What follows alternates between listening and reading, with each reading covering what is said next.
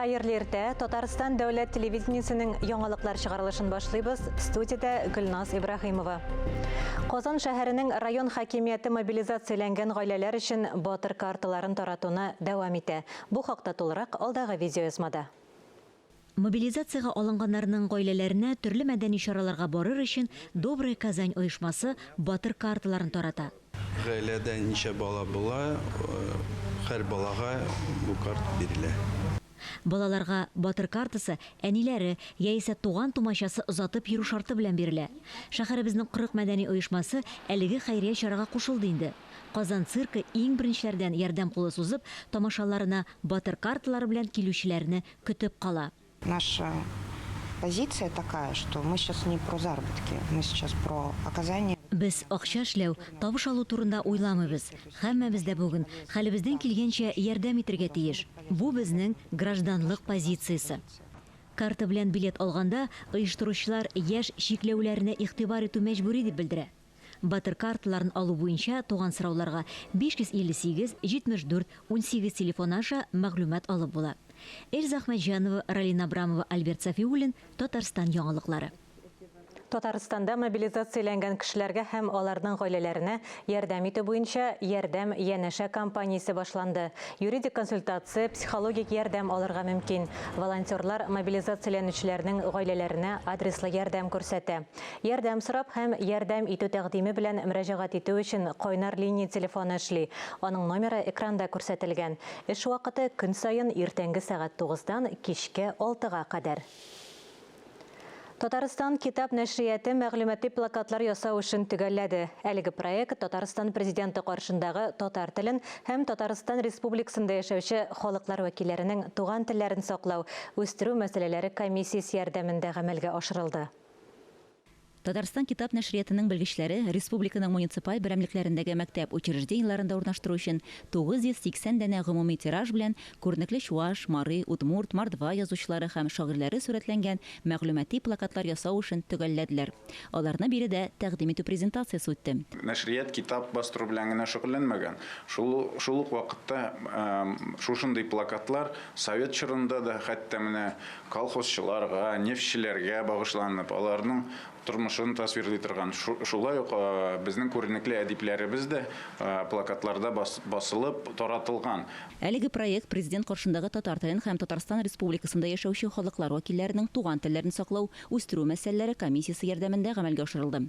Республика мәктәпләрендә барлыгы 98 кабинет комплектлау күздә тотыла. Бер комплект 10 тематик плакаттан тора.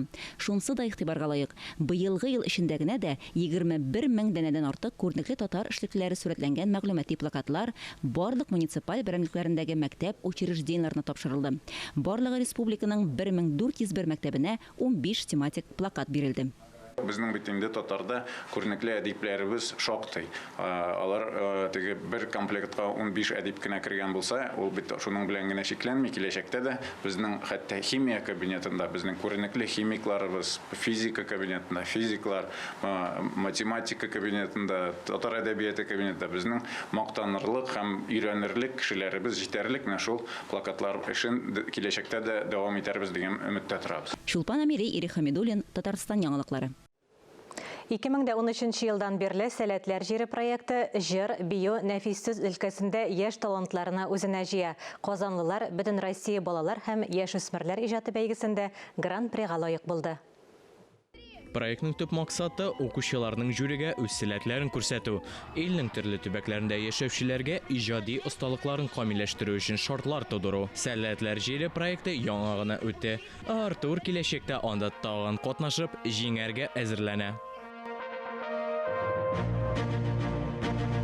Әйе, катнашырга телим. Земля талантов конкурсы миңа бик ошады. Шундый конкурслар күбрәк булсын иде. Мин вокал юнәлешендә чыгыш ясадым, веселый вечер җырын башкардым. Сәләтеңне ачу өчен нәрсә эшләргә, осталыкка ничек ирешергә? Бу сорауга Асель һәм Исламның үз фикерләре. Яшь сәләт булуыбызның бик сизеп бетермибез. Без гади балалар. Бары тик яраткан һөнәребезгә бик күп вакыт бирәбез. Ә нәтиҗәсен сез үзегез күрәсез.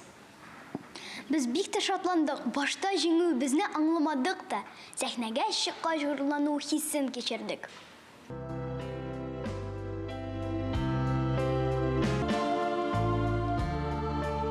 Сәләтләр җилле гади бәйге генә түгел, зур проект.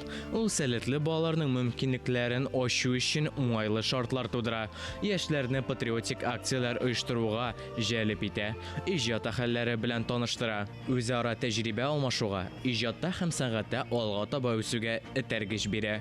Искәндер Рималдинов, Ирих Хәмидуллин, Татарстан яңалыклары. Башкалабыз Казанда Җәлил укулары Бөтен Россия фәнни-гамәли конференциясе башланып китте. Ул 3 мәйданчыкта уза. Теманы Шулпан Әмире дәвам итә. Җәлил образын театрда һәм кинода ничек аңлаталар? Рәхим Саттар үз шигырьләрендә нәрсә турында язган? Бу һәм башка темалар Җәлил укулары Бөтен Россия фәнни-гамәли конференцияның әле кайберләре генә. Конференцияның беренче көне түгәрәк өстәл форматында Шәриф Камалның мемориаль фатиры Татар әдәбияты тарихи музеенда узды һәм Бөек Ватан сугышында һәлак булган шагыйрь Рәхим Саттарның тууына 110 ел тулуга һәм Муса Җәлил музей фатирына нигез салуга 40 ел тулуга багышланды. Максат шушы исемнәрне күтәрү, максат яңадан аларның иҗатларын халыкка җиткерү һәм максат аларның биографияларында булган ак таплар бетсен иде һәм инде бу фәнни дәрәҗәдә эшләнгән биографияларны күрсәткән менә шушындый безнең хезмәтләребез барлыкка килсен иде. Конференция барган көннәрдә шагыйрьләрнең кулъязма дәфтәрләре күргәзмәсе оештырыла. Студентлар Җәлил һәм Саттар әсәрләрен дөнья халыклары телләрендә укый. Җәлил укуларының тантаналы ачылышы бүген Казан Федераль университетының филология һәм мәдәният-ара багланышлар институтында була. Ә инде Җәлил укуларының нәтиҗәсе буларак фәнни тикшеренү эшләре тупланган җыентык чыгу планлаштырыла. Шулпан Әмире, Ирих Хәмидуллин, Татарстан яңалыклары. Яңалыклар чыгарылышын Болгар дәүләтендә ислам динен кабул итүгә 1100 ел тулуга багышланган сәхифә белән дәвам иттерәбез. Сүзне сәхифәнең авторы Мөршидә Җиһанга бирәм. Әссәламу алейкум ва рахматуллахи ва баракатуху, хөрмәтле дин кардәшләр. Татарстаннан һәм башка төбәкләрдән мобилизацияләнгән мөселманнар үтенече буенча махсус дуга җыентыклары өстәмә тираж белән бастырыла башлады. Махсус җыентык узган атнада Казандагы мобилизацияләнгән солдатларны җыю пунктларына килгән дин кардәшләргә 1500 дәнәдә бушлай таратылган иде. Татарстанда мобилизация чаралары башлангач, Татарстан дини нәзарәт тарафыннан безнең кардәшләребезгә молитвы дуга дигән китап бастырылып чыкты һәм таратылды. Ул китап таралгач, шуңа тап булдык, безгә бик күп сораулар килә башлады. Бу китапның кайдан алып була? Хәтта Татарстанга түгел, башка Россия регионнарында да шалтыратучылар булды. Шуңа күрә шул исәптән чыгып, Татарстан дини нәзарәте кабаттан бу китапны бастырырга уйлады. Хәзерге вакытта 3000 тираж белән без аны бастырабыз һәм Алла бирсә, якын тирәдә безнең егетләребезгә таратырбыз. Бу атнада Ярдәм хәйрия фондында Йөрәк белән күрәбез һәм ишетәбез проекты буенча курслар башланды. Йөрәк белән күрәбез һәм ишетәбез проектының максаты күрмәүче һәм начар күрүче кешеләрнең тормыш сыйфатын яхшырту. Оларга билем бирү, психолог һәм медицина ярдәме күрсәтү, тормышта үз урыннарын табарга булышу. Балалар кебек карыйлар, ашаталар, ичерәләр, театрларга итәләр.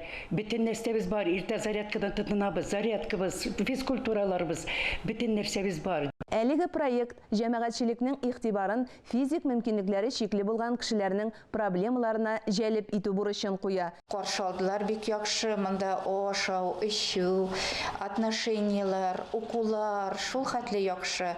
Ярдәм мәчетендә оештырылган проектларның кураторы Лилия Сәләхетдинова татар гавамендә таныш исем. Ул иҗатымда минем тормышым, күңелем көлдәге китаплары һәм үнеш җир авторы. Күптән түгел Лилия исән-сау кайтсыннар егетләр дип аталган шигырь язган.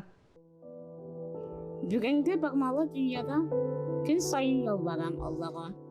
Тынычлык сыймын җаннарга. Һәркемгә уңгысыз заманда кайтсыннар ирләр салгына, гөнаһсыз сабыйлар хакына, хатыннар көтәрсезләрне ялварып дуалар кылганда. Болгар Ислам академиясендә докторлык диссертацияләрен яклау чарасы узды. Шул исәптән Татарстан мөфтие Камил хәзрәт Сәмигуллин да татар дин галимнәренең Коръән фәннәрен һәм Коръән расмын, ягъни язу кагыйдәләрен өйрәнүгә керткән өлеше темасына язылган диссертация яклады.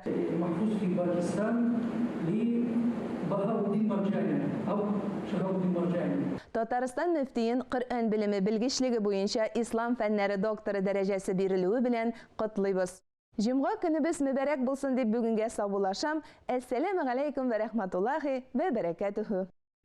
Әлеге сәгатькә шулар иде. Берничә минуттан эфирыбызны Хәерле көн Татарстан тапшыруы дәвам итә. Ә без яңалыклар иҗат төркеме бу атнага саубуллашабыз. Үзегезне һәм якыннарыгызны саклагыз. Сау-сәламәт булыгыз.